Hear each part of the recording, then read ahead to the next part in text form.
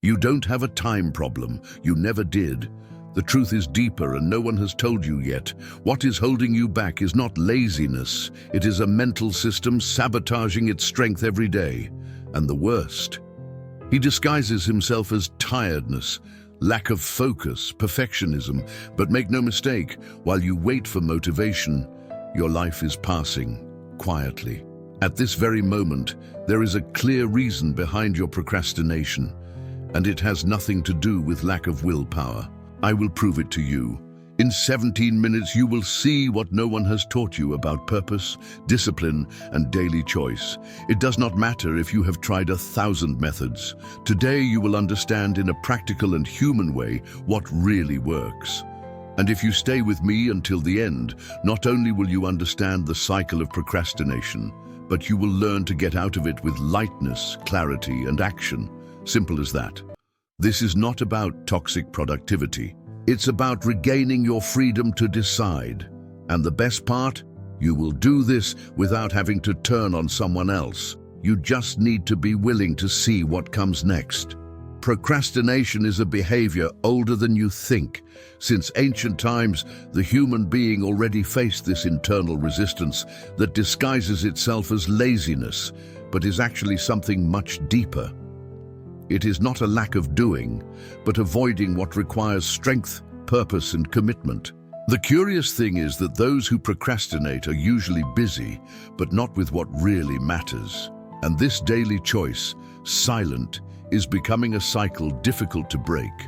While laziness is the absence of action, procrastination is filled with unproductive movement. It is when you choose to clean the table, answer emails, or even organize the drawers, just not to face that task that requires more discipline. It seems productive, but it is escape. A flight often so well built that goes unnoticed even by those who practice it. And the most dangerous, it steals the organization needed to do what really matters. There is an illusion that procrastination is just a bad habit, but the truth is that it is more connected to emotions than to will. When a person constantly omits something important, there is usually fear involved. Fear of failure, of not being able to cope, of not being enough. And if there is no clarity of purpose, the brain will always seek momentary relief, and that's where procrastination feeds. This silent sabotage is creating a breeding ground for frustration. The person starts the day with good intentions, but ends with the weight of not having done the essential. And this pattern is undermining self-esteem, making the inner force seem increasingly distant. Without realizing, she begins to believe that it is not good enough, when what was missing was only a conscious and daily choice to act, even with discomfort. Those who observe from the outside think that it is disorganization or lack of discipline, but the whole is deeper. Procrastination is a reflection of the internal relationship that a person has with their own tasks. Therefore, understanding this pattern is the first step to transform it. And the key is not in doing more, but in doing with intention, because a small action done with purpose has more impact than 1,000 tasks done by escape. The root of procrastination is less in doing and more in feeling. When a task triggers uncomfortable emotions, such as insecurity, fear of mistakes, or internal collection, the brain simply tries to protect you. He interprets it as a threat. And to defend itself, it disables the prefrontal cortex, which is where rational decisions live, and activates the amygdala, which deals with fear. The result? You avoid, even though you know that you should face. This emotional block is often not conscious. The person even wants to do it, but he gets stuck and begins to judge himself. Why am I like this? Why can't I? This judgment only increases anxiety and reinforces the cycle of procrastination. It is as if the mind is divided between wanting to fulfill and want to run away. Without emotional organization, without discipline, and without the strength to consciously choose, the pattern repeats itself. Many people make the mistake of trying to solve this cycle with more external pressure, but the problem is inside. Perfectionism, for example, paralyzes. The person only feels safe to act if he is sure that it will make perfect. And since this almost never happens, it stops. The same goes for those who have low self-esteem. She doubts so much about her own ability that she ends up giving up before trying. And all this happens in seconds, without the person noticing. A good example is that professional who delays the delivery of a project because he feels that it is still not good enough. He does not want to be average, wants to be flawless. But this exaggerated quest for perfection is what slows everything down. Instead of acting purposefully and accepting progress gradually, it demands 100% of itself all the time. That exhausts. And who lives exhausted cannot keep the commitment to what is important. That's why developing emotional intelligence is so essential. Recognize what you feel, name the emotion, welcome the discomfort. All this is part of the process. Procrastination loses strength when you look at it with compassion, not criticism. This does not mean to be condescending, but strategic. Because who understands his own emotions organizes his own thoughts better, and that sets the stage for what comes after. We live in an era where everything cries out for attention. A click here, a notification there, and there goes another minute that never comes back. Dopamine, the substance responsible for the feeling of pleasure and motivation, plays a central role in all this. Only that there is a silent imbalance between the basic dopamine, that of immediate pleasure, and the tonic dopamine, which supports commitment and discipline in the long term. And it is precisely this imbalance that feeds procrastination. Basic dopamine is released in bursts, like when you open Instagram and see something new or bite a candy. It's an instant reward. The tonic dopamine needs constancy, repetition, purpose. It moves projects, builds habits, supports difficult decisions. Only that the excess of quick stimuli, social networks, series, ultra-processed food, is draining this tonic dopamine, undermining the force that keeps the person focused. Today, the brain is addicted to fast peaks, and that's a problem. When motivation depends only on these short stimuli, everything that requires continuous effort seems dull. Studying a book, writing a project, taking care of health, all this requires discipline and internal organization. But if the mind is accustomed to instant gratification, it rejects deep effort. And procrastination becomes a daily choice disguised as "I'm tired" or "I'm not inspired." Want a practical example? Compare two situations: watching videos on TikTok for 2 hours or studying a chapter of a book like Rube como un artista by Austin Kleon. The first releases dopamine quickly but does not move you. The second requires more energy at first but strengthens your tonic dopamine.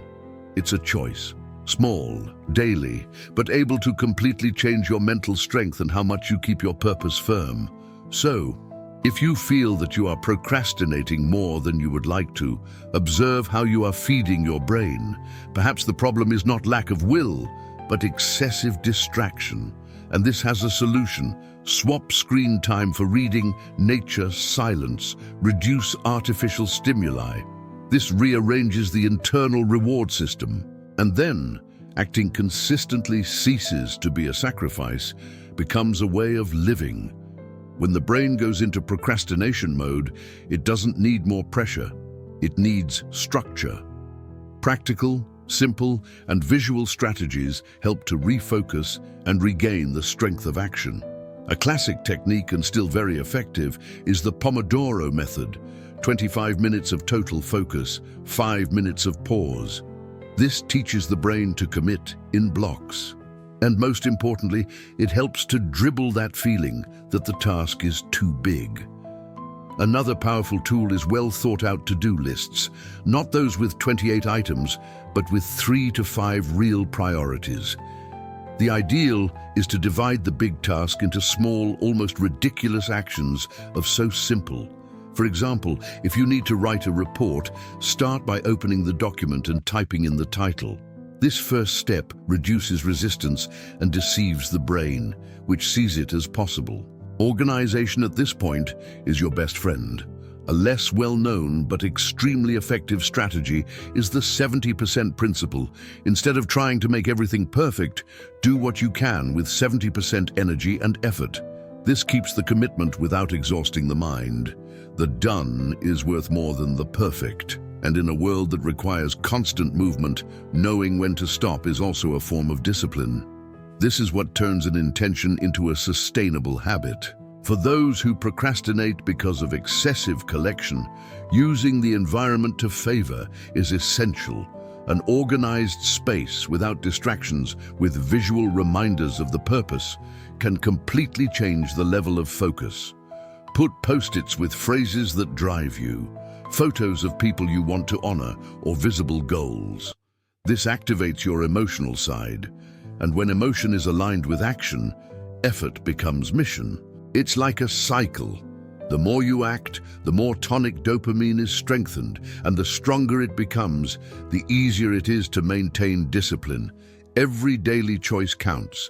The key is to create a system of action that works even on days when the will is lacking, because it will be missing. But if the structure is firm, the habit remains. And all this prepares you for something even more powerful. True motivation comes from within. When a person is emotionally connected to what they do, discipline ceases to be a burden and becomes a natural extension of daily choice. It's not just about doing what needs to be done. It's about remembering why. Having a clear purpose makes sense even in the most difficult moments. This is what separates who begins and stops from who begins and ends. A purpose can be simple, like wanting to give a better life for the family, or deeper, like transforming realities. What matters is that it is true. Visualizing this purpose often is a secret that few apply. It can be a photo in the background of the phone, a phrase on the mirror of the bathroom, or an audio reminding you why it started. Small emotional anchors keep the flame burning. When emotional connection weakens, procrastination grows. This is because the brain needs to feel that it is walking towards something worth doing. Otherwise, everything seems more of the same. If you have caught yourself saying, "I'm without motivation," you are probably disconnected from your why. Rekindling this requires attention. And sometimes the answer is to go back to the beginning and ask, what do I really want to build? There are days that even purpose seems enough, and that's fine. This may be a sign that your tonic dopamine is drained. The solution in this case is not to force. It is to rebalance. Sleep well, eat better, get out of the screen excess, and seek pleasure in real experiences. A quiet coffee, a walk without cell phone, a deep conversation. These small actions restore your inner strength and give you clarity. Because in the end, motivation is not magic. It's a combination of purpose, habits, and repeated decisions. It is a cycle built with patience and intention. Who learns to activate this emotional connection whenever necessary has in his hands a powerful tool. And when this is combined with discipline, organization, and commitment, procrastination simply loses its place. Now that you understand what's behind procrastination, the question is, what are you going to do with this knowledge? Will you keep waiting for the perfect moment, or will you start applying what you've learned right now? Time will not wait for you, but change begins when you decide to take the first step. Make no mistake, procrastinating now is a choice, but acting is what will change everything. So stop for a moment. Think about what you really want to achieve and what is actually stopping you from getting there. Procrastination is just a reflection of everyday choices. You can change that today, and what you do now will impact tomorrow. The secret lies in small, repeated decisions, and the greatest power is not to let distractions take you away from what really matters. And if you want to continue on this path of transformation, sign up for the channel and enable notifications. With each new video, you will learn more about how to achieve your goals and maintain discipline with lightness. Let's go on this journey together, because procrastination has no chance against your determination. Now is the time to act.